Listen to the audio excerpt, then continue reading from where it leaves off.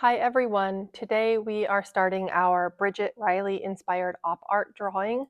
Last class you practiced with different values with your black and white colored pencils, and today we're going to start drawing the shapes onto our final paper. And then after this, probably next week or the week after, you will start adding those values back into your final piece.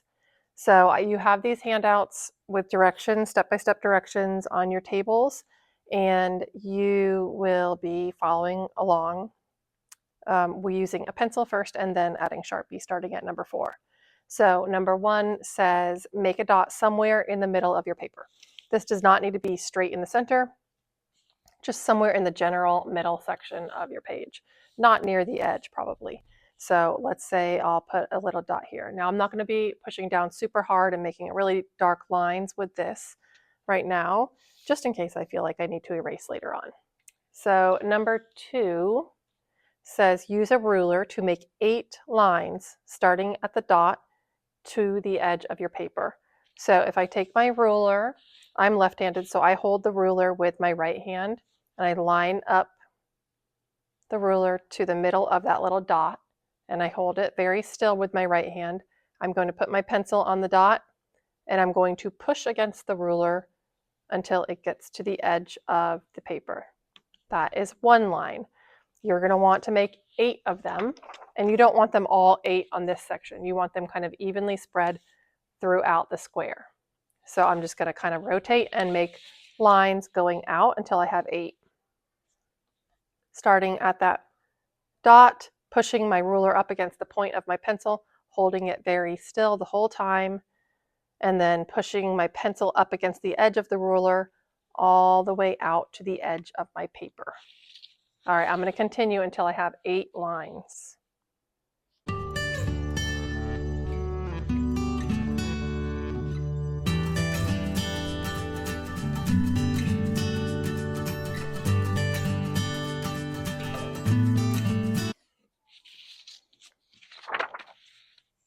Okay, now I have 8 straight lines coming from that center dot to the edge of my paper.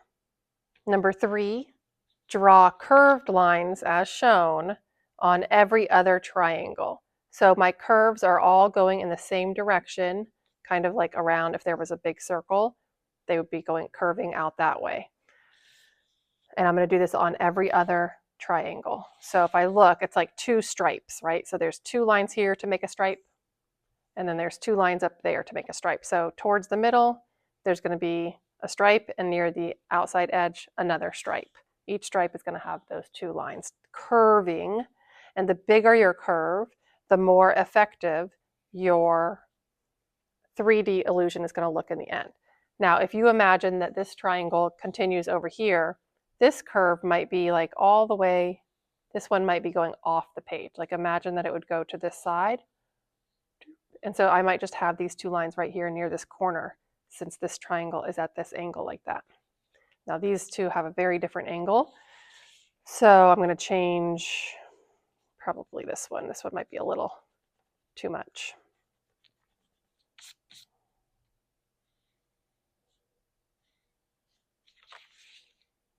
Okay. And then I'm going to skip a triangle. Very important to do this every other triangle. So nothing will go in here yet. Then I'm going to make the same type of curve in this one. There's a stripe with 2. And then up here, 1, 2, another stripe. Okay, skip a triangle. Go to the next one. Make a curved line, parallel line right next to that. Bring it up here for another stripe. 1, 2. Skip a triangle and then go to the next one. 1, 2, and 1, 2. Then I should have 1 triangle left blank between these. So there should be a blank stripes, blank stripes, blank stripes, blank stripes. If it doesn't work out evenly, something is not correct about it. So you need to go back and check. Do you have exactly 8 lines? Did you skip a triangle in between each one? Go back and check. Make sure it matches up with step 3 before you move on to step 4. Step 4 is when you're going to start adding Sharpie in. If you start adding Sharpie in, you can't erase it. So make sure that you're okay before you move on to the Sharpie step. All right, step 4 says color in the spaces between the lines as shown with Sharpie. So I am going to be coloring in black Sharpie between my little stripes so that I'm going to end up looking like I have some white stripes on my triangles. So I am going to go ahead and start by outlining the shape that I want to color in first. I know that I'm coloring in the space that's not the stripe. So I'm going to make a little outline so I know where to go. And I have a messy mat underneath my paper now that I'm using Sharpie so that I don't get Sharpie on the table. And then I'm going to go ahead and fill that space in as neatly as possible. This is a project where you want to be as neat as possible, because the neater you can be, take your time with it, do a good job, the neater you can be, the more of the illusion, the more your illusion is going to work.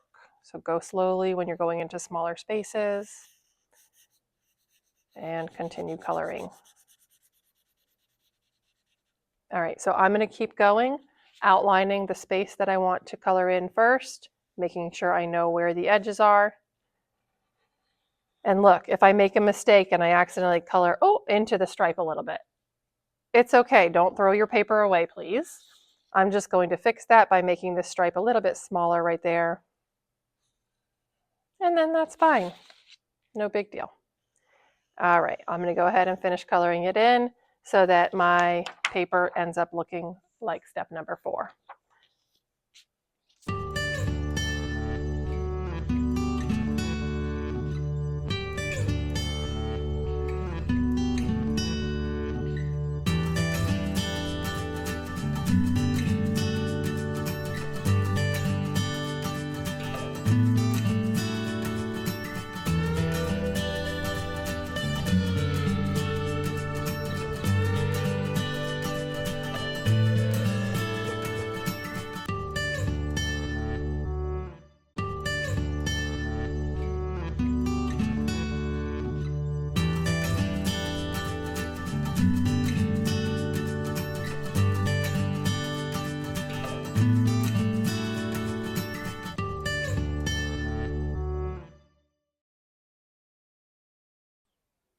Okay, so now I have caught up to step number 4. That took quite a while, so you probably won't get there in one class.